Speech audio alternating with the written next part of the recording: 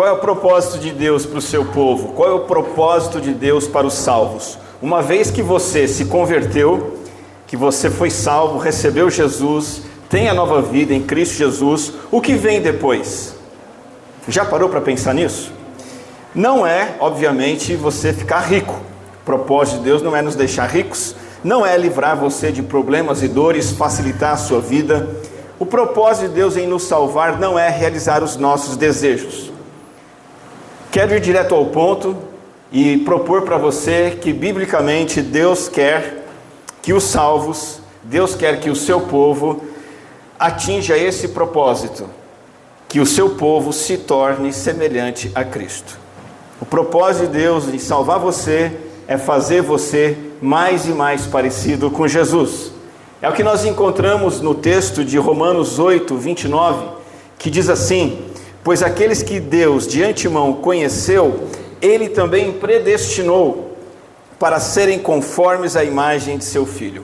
A palavra que Paulo usa na Bíblia, que Deus predestinou, significa que Ele predeterminou com um decreto eterno. Antes mesmo de tudo existir, Deus já planejou e determinou que os salvos fossem parecidos com Jesus. Isso não é uma opção, isso não é uma sugestão, um pedido, isso é uma ordem. Ele quer fazer isso em você e Ele quer fazer isso com você. A vontade de Deus é que você e eu sejamos pequenos Cristos. Pequenos Cristos. Essa é a palavra que originalmente significava o termo que hoje a gente conhece como cristão. Quando a gente usa o termo cristão hoje em dia, a gente se refere a uma classificação religiosa. Nós temos no mundo os muçulmanos, os budistas, os espíritas e temos os cristãos. E esse termo não é equivocadamente usado assim, para dar a classificação daqueles que são da fé cristã. No entanto, a palavra cristão, quando ela aparece no livro de Atos, o significado dela é que as pessoas que não conheciam, não faziam ideia do cristianismo, e essa palavra e essa ideia de cristianismo nem existia ainda, as pessoas começaram a ver seguidores de Jesus se espalhando em Jerusalém. E começaram a ver essas pessoas com uma vida tão diferente, uma vida tão singular e uma vida tão parecida com a vida do Jesus lá de Nazaré, que eles começaram a dizer: ali os pequenos Cristos. Por isso o nome, e o primeiro nome dado para os seguidores de Jesus, os primeiros seguidores de Jesus receberam esse nome, pequenos Cristos. Eram pessoas tão parecidas com Jesus que elas foram identificadas assim. A vontade de Deus é que você seja parecido com Cristo. Quando você entra no seu Instagram e vai postar alguma coisa de você ou de alguém ou algo, as pessoas vão ver Cristo ali naquela sua postagem. Quando você está diante de um cliente que é chato, você já está por aqui com ele, esse cliente chato vê você por aqui, ele vai ver Cristo em você. Quando seu filho tira você do sério pela 100ª vez naquele dia, a maneira de você tratar seu filho e sua filha, seu filho vai dizer: é Cristo me tratando dessa forma. O seu cônjuge vai tirar você do sério pela 10ª vez no dia, quando a mentira é mais conveniente do que a verdade, e as pessoas olham e falam: puxa vida, agiu como Cristo agiria. Quando você lida com problemas que decepcionam, você espera uma coisa e acontece outra, você fica arrasado. Quando te veem reagindo a isso, as pessoas dizem: é Cristo que está lidando com o fracasso. As pessoas estão vendo Cristo em você. Essa reflexão leva a gente a uma pergunta: é possível ser a imagem de Cristo? É possível amar o próximo como eu amo a mim mesmo, como Cristo fez? É possível amar até mesmo alguém que me irrita, um inimigo, como Cristo amou? Jesus abençoou aqueles que o amaldiçoavam.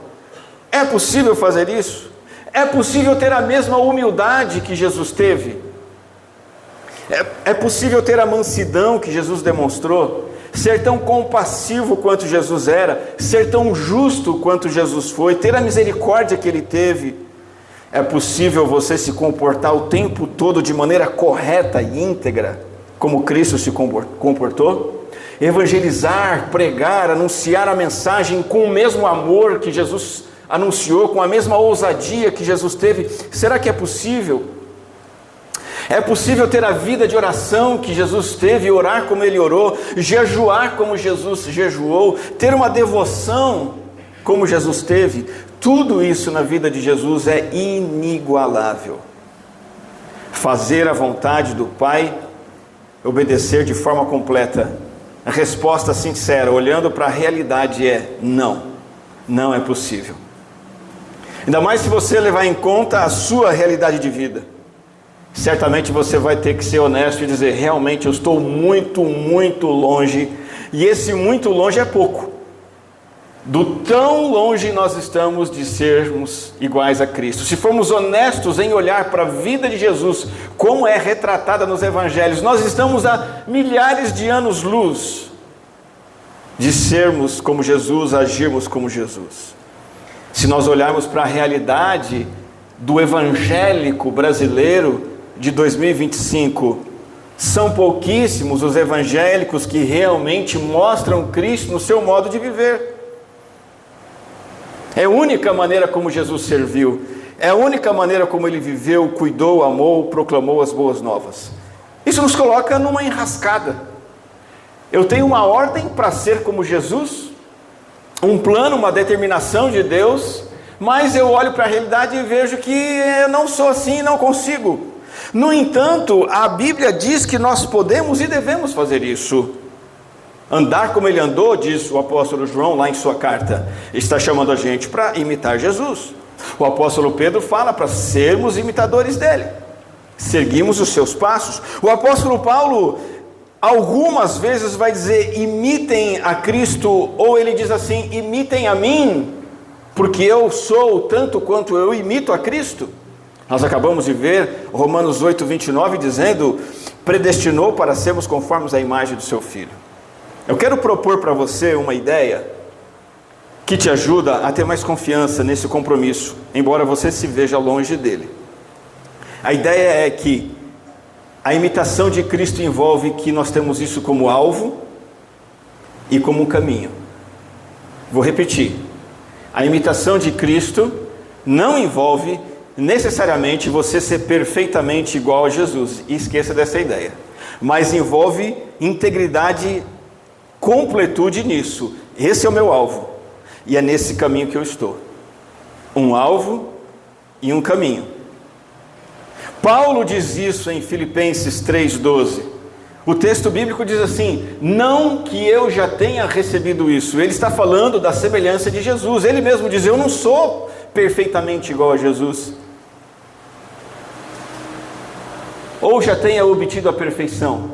Também não, mas ele vai dizer: prossigo para conquistar aquilo para o que também fui conquistado por Cristo Jesus. É isso que precisa haver no seu coração e no meu coração hoje. O meu alvo único é ser como Jesus. O caminho onde eu estou, sem sair, sem retroceder, é ser como Jesus. Entendendo isso, então, é importantíssimo, logicamente, não há outro pensamento senão esse, a gente imaginar como isso acontece. O que eu tenho que fazer para estar nesse processo, nesse alvo, nesse caminho? Como a semelhança com Jesus se torna uma realidade cada vez maior? E eu proponho para você, nessa noite, o que é chamado de triângulo perfeito por alguns estudiosos, pastores e pregadores da palavra de Deus. Um triângulo de ouro da formação espiritual.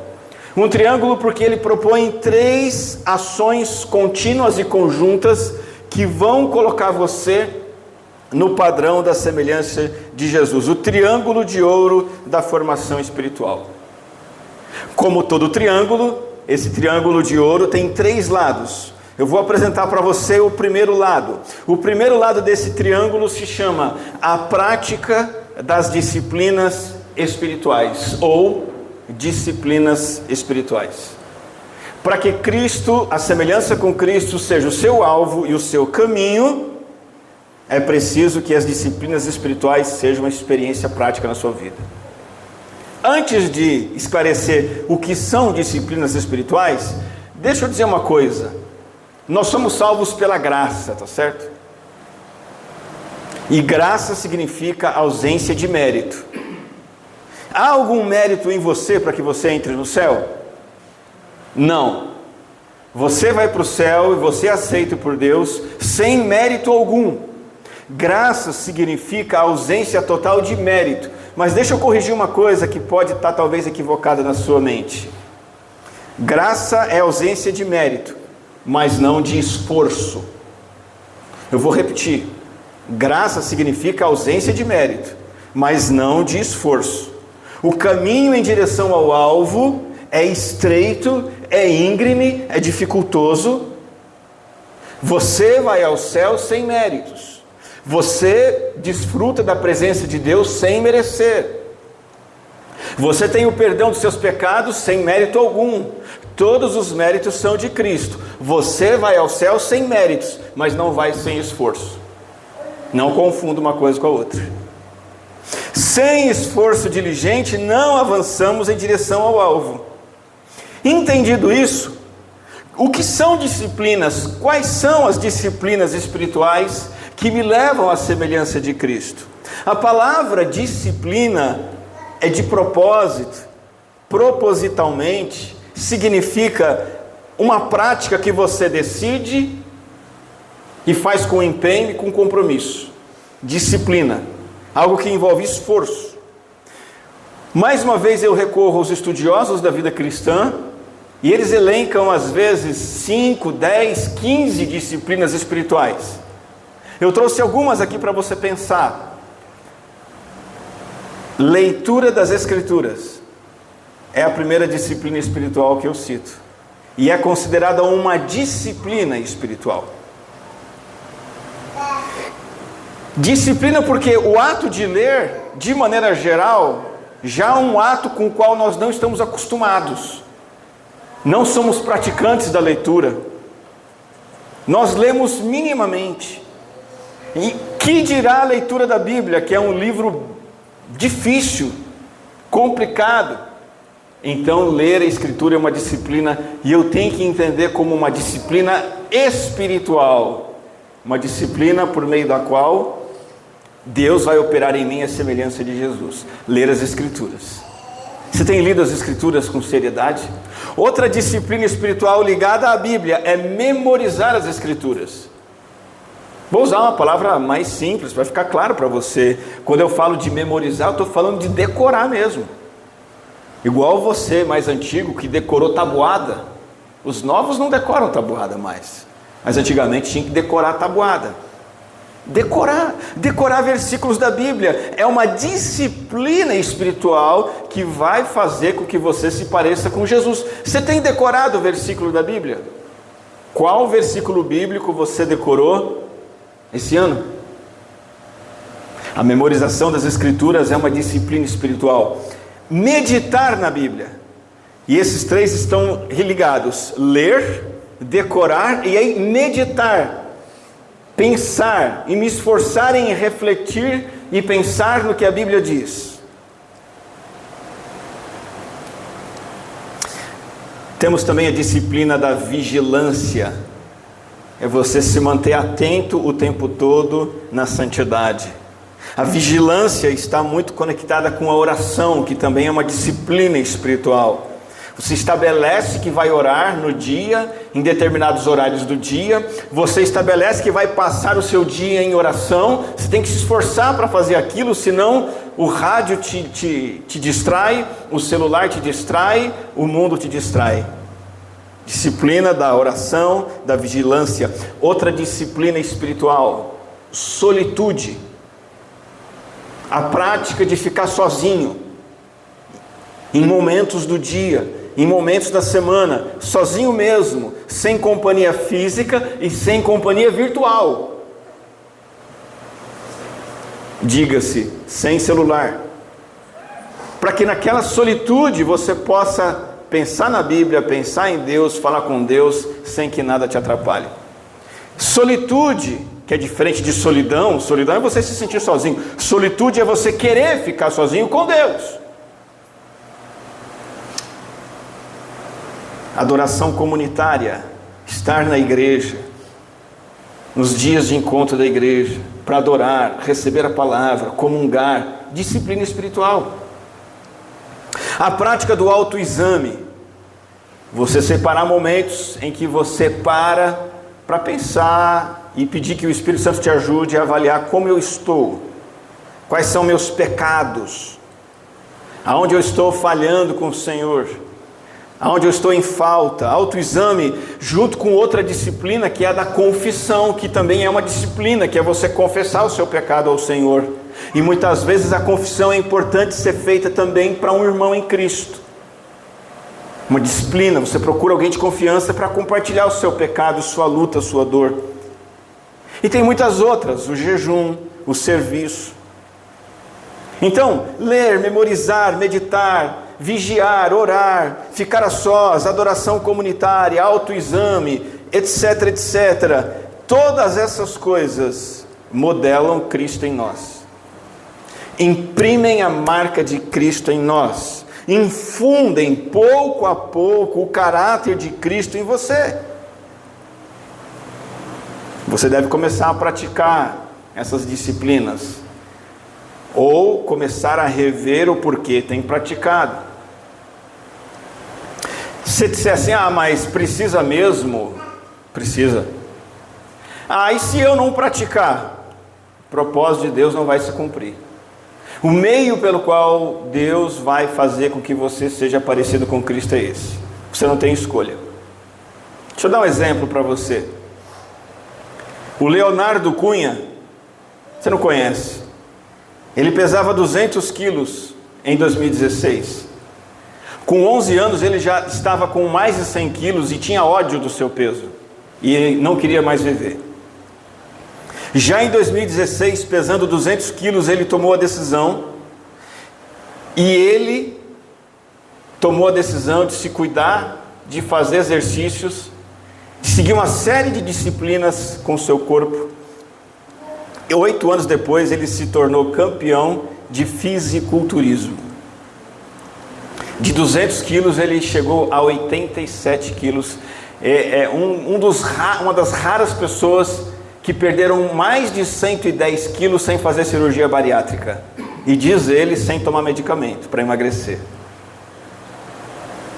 Em 8 anos, e você pode imaginar que foram 8 longos anos, seguindo disciplinas, musculação, alimentação. E ele diz no relato dele que o maior desafio não foi o desafio de subjugar o corpo, mas sim a cabeça. E o que ele mais teve que treinar foi a cabeça dele, para reeducar os hábitos, o seu dia a dia, sua alimentação, seus exercícios. E ele perdeu 113 quilos. É um exemplo. Esse é um exemplo adequado para o que nós estamos falando. Não é brincadeira. Você quer ser como Cristo? Você tem que decidir entrar numa batalha. Espiritualmente, todos nós somos obesos de 200 quilos. Nosso caráter está longe de ser o caráter de Cristo. Somos pecadores, egoístas, viciados, preguiçosos, omissos com as coisas de Deus. Nós temos que entrar numa dieta, num plano de disciplina espiritual que vai nos levar gradativamente a sermos semelhantes a Jesus Cristo. Mas esse é só o primeiro lado do triângulo. Quero apresentar para vocês o segundo lado desse triângulo, que eu chamo de a obra do Espírito em você. A obra do Espírito Santo. Não basta apenas você praticar as disciplinas espirituais, é preciso que o Espírito Santo trabalhe na sua vida. Esse é o segundo lado. Porque é o Espírito Santo que une você a Cristo, e unindo você a Cristo, une você ao Pai. É pelo Espírito Santo que você se torna a habitação de Deus, o que significa dizer que o Espírito Santo toma o que é de Cristo e torna isso seu. Perdão dos pecados, a redenção a adoção, a justificação, mas também o caráter, o amor de Cristo. O Espírito Santo torna isso seu.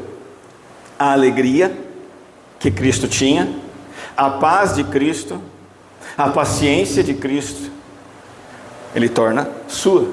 A fidelidade que Cristo teve, você também se torna fiel como Cristo. A bondade, a mansidão e o domínio próprio.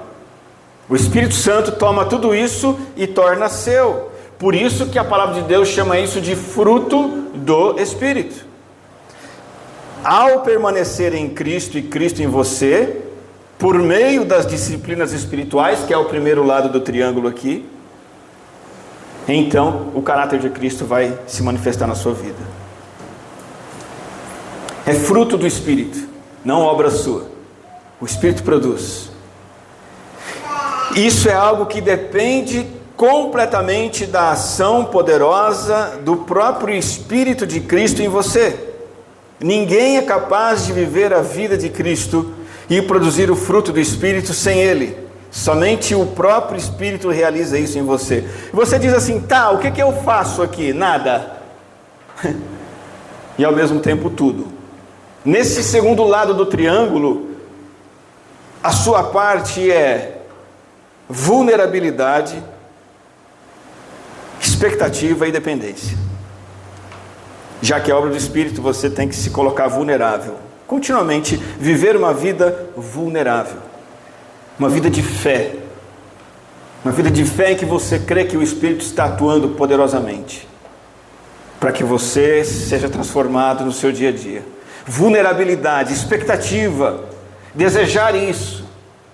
Expectar por isso, ansiar por isso. Que o Espírito atue e crer que o Espírito é vivo e ativo, Ele atua no seu dia a dia para te transformar, para te reformar, para te adequar, para te moldar. Vulnerável, expectativa e dependência. Espírito Santo de Deus, faça em mim, usa as minhas disciplinas espirituais, a minha leitura da palavra, a minha adoração comunitária, a minha confissão de pecados. Usa a minha meditação, as minhas orações, a minha vigilância. Vem, ó Espírito Santo, e faz a tua parte, faz a tua obra de me colocar em mim o caráter de Cristo, o comportamento de Cristo. A maneira como Cristo pensava, a maneira como Ele falava, a maneira como Ele agia, a maneira como Ele andava. Dependa do Espírito Santo para que Ele faça isso em você. Esse é o segundo lado do triângulo. E eu quero ir para o terceiro lado agora.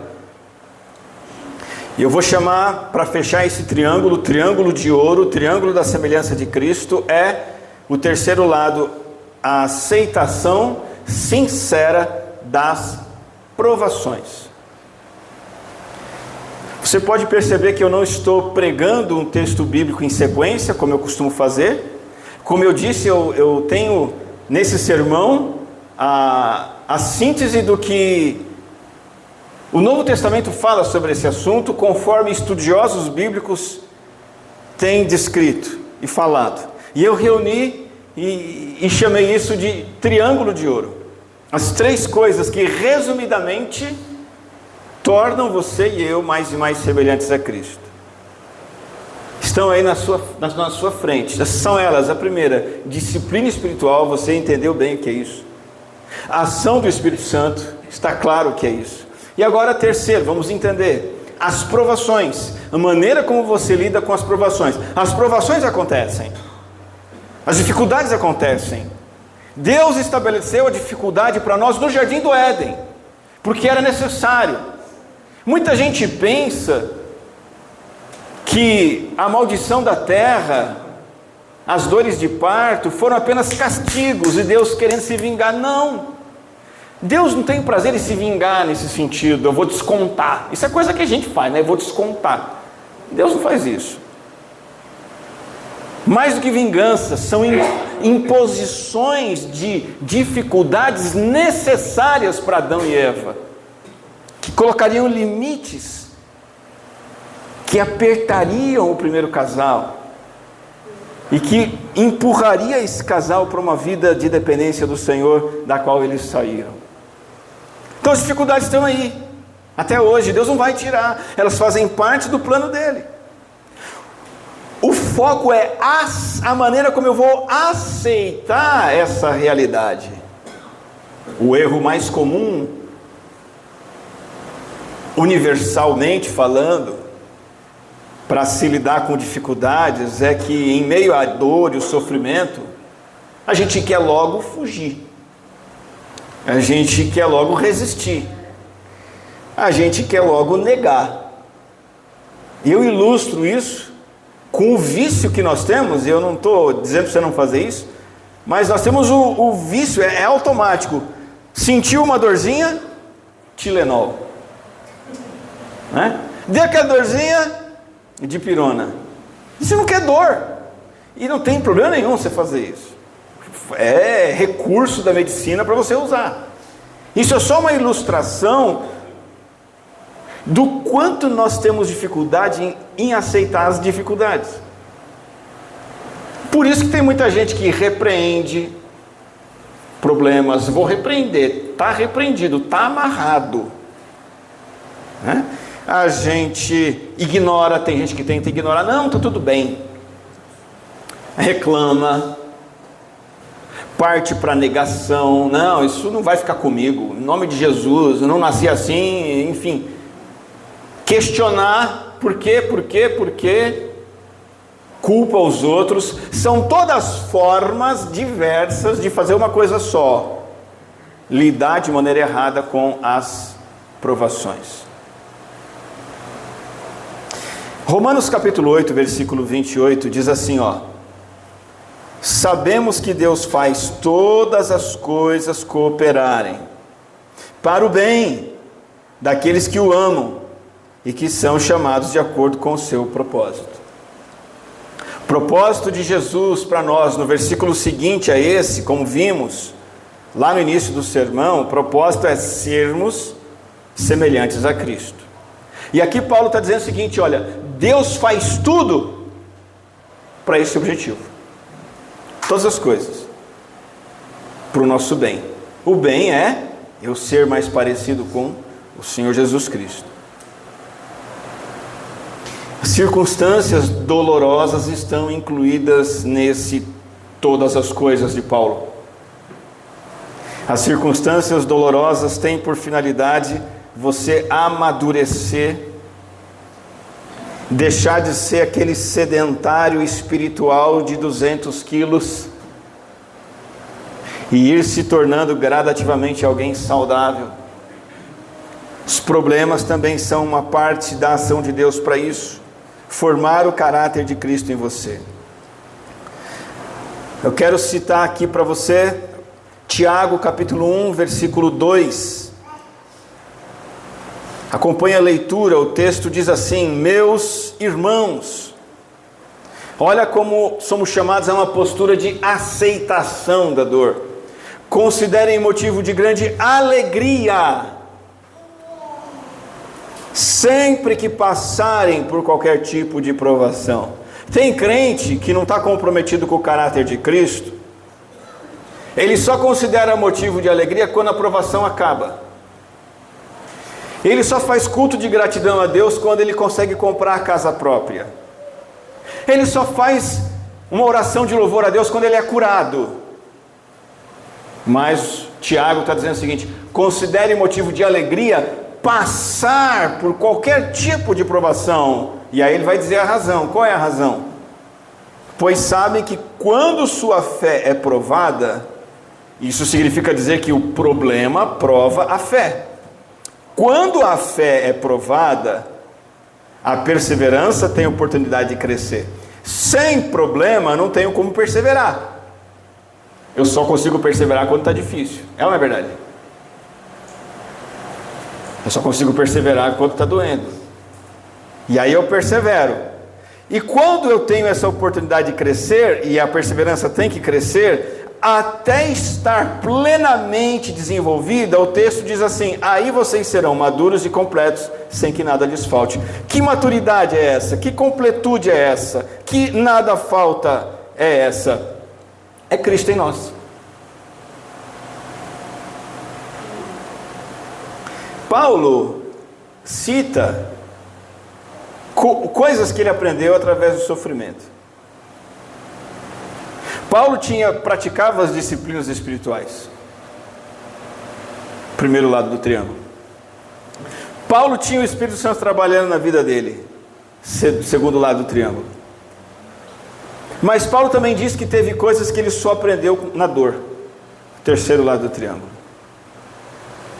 Depois você pode retomar o texto bíblico em que Paulo fala, isso está em 2 Coríntios, sobre coisas que ele aprendeu somente através da dor.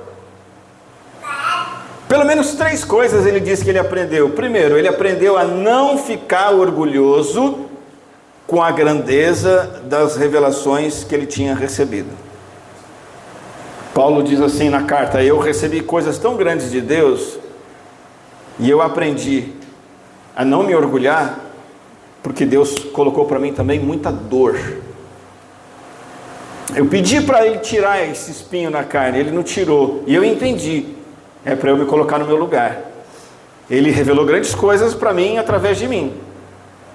O texto fala que ele subiu ao céu, ouviu coisas indizíveis, Deus mostrou coisas magníficas, mas ele precisava ser humilhado pela dor, para não se orgulhar. Então, a primeira coisa que Paulo diz que ele aprendeu pela dor: não ser orgulhoso.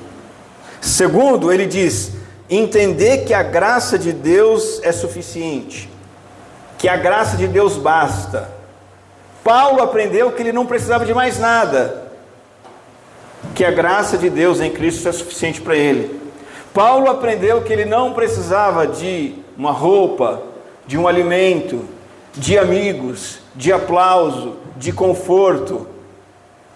Paulo entendeu e aprendeu isso através do espinho na carne. Não ficar orgulhoso, se contentar com a graça de Deus. E terceiro, Paulo diz que aprendeu com a dor a experimentar que o poder de Deus atua através da fraqueza. Quando eu sou fraco, aí é que eu sou forte. Essa foi a lição que Paulo aprendeu. Deus atua através de mim quando eu estou fraco, quando eu estou limitado, quando eu admito que eu não sou nada. E aí ele opera através de mim. Tudo isso aconteceu mediante a aceitação diária e sincera das provações e das adversidades. Eu separei um versículo do capítulo 12 de 2 Coríntios, em que Paulo resume a atitude dele para com as dificuldades. 2 Coríntios 12, 9, diz assim, olha: de boa vontade, pois, mais me gloriarei nas fraquezas, para que sobre mim repouse o poder de Cristo. Eu destaco nesse versículo a palavra de boa vontade, mais me gloriarei nas fraquezas. Eu estou chamando isso de atitude certa para com os problemas da vida. É o terceiro lado do triângulo. Essa é a escolha. A escolha de se gloriar nas dificuldades, de ter boa vontade. Eu não estou falando de querer problema, eu não estou falando de gostar de sentir dor. Isso é distúrbio psicológico. Tome o seu Tilenol, evite o sofrimento, não põe o dedo no fogo, não pisa numa tábua com prego. Não estou dizendo para você se tornar um faquir. Entretanto, eu preciso decidir ter uma atitude certa nas dificuldades. Deus mostra o que precisa ser transformado. Se você almeja nessa vida prazer, poder, riqueza, esquece, as dificuldades vão ser um entrave para você, porque o teu foco é outro. Se o teu foco é o caráter de Cristo, você vai rever a maneira como lida com as dificuldades. A pergunta é: o que é que você anseia? Você quer que Deus te dê uma vida assim plena, de acordo com a sua expectativa? Ou você quer que Deus transforme você à imagem de Cristo? É isso que Ele quer. E todas as dificuldades que Ele vai colocando na nossa vida têm esse propósito. Portanto, amados irmãos, o propósito de Deus para mim e para você é nos tornar mais e mais parecidos com Cristo. Isso é possível sim, quando entendemos que este é o nosso alvo e o nosso caminho. Não é um ideal imaginário, inatingível. Não é um sonho utópico, é uma realidade, é um alvo e é um caminho. É algo que é necessário para o seu próprio bem, para o avanço do reino. E a melhor maneira de você ser uma bênção nesse mundo é essa. É você sendo mais e mais semelhança de Cristo. O que a sua família mais precisa lá na sua casa é que você seja parecido com Cristo. O que os seus colegas de classe mais precisam de você é ver Cristo no seu comportamento, nas suas atitudes. O que Morungaba mais precisa são pessoas parecidas com Cristo vivendo aqui, transitando aqui, impactando essa cidade. E eu quero deixar esse apelo para você. Que a semelhança de Cristo seja o seu alvo e o seu caminho. Você pode dizer, eu já fracassei. Está tão distante. É difícil. Eu tenho medo. Eu estou atrasado nesse processo.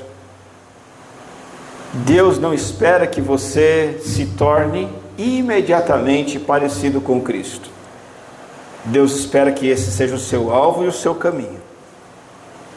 Se você está lá atrás, estando no caminho, você está dentro da vontade de Deus.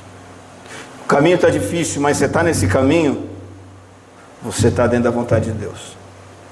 Tem buraco no caminho, está íngreme, está cansado, mas está nele, você está dentro da vontade de Deus. Você não precisa ser perfeito. Você não precisa ter sido perfeito. Você não precisa imaginar, não, essa semana eu vou ser perfeito. Não é isso. Semelhança com Cristo é o teu alvo e o teu caminho, e você conhece o caminho. É esse triângulo de ouro que nós aprendemos nessa noite. As disciplinas espirituais, a obra do Espírito Santo e a aceitação das provações. Nós vamos orar agora e em seguida vamos tomar a ceia do Senhor. Vou pedir para você curvar sua cabeça, fechar seus olhos, ter um momento seu aí de decisão diante do Senhor. Inclusive um momento de você se preparar para pegar do pão, pegar do cálice, comer e beber com a consciência limpa, com a atitude certa.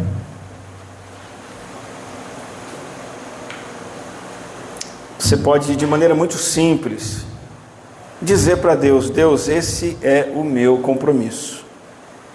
Essa é a minha vida, ser semelhante ao Senhor.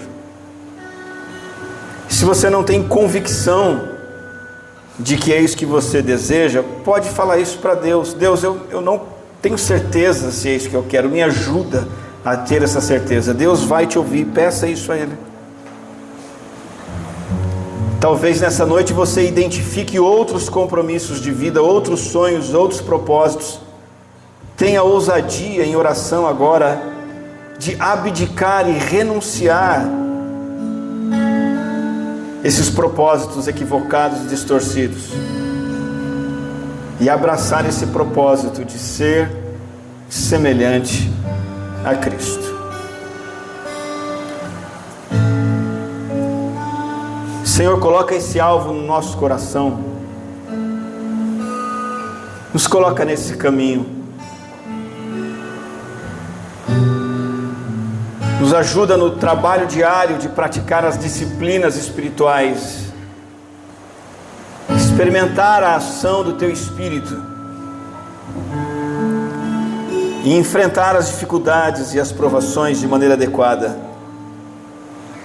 para que Cristo seja formado em nós, para que Cristo seja formado em mim, no meu pensar, no meu falar, no meu agir e no meu andar. faça isso nessa comunidade. Nós somos teu povo, tua igreja. É isso que o Senhor tem para nós e é isso que nós queremos de ti. Oramos assim em nome de Jesus. Amém.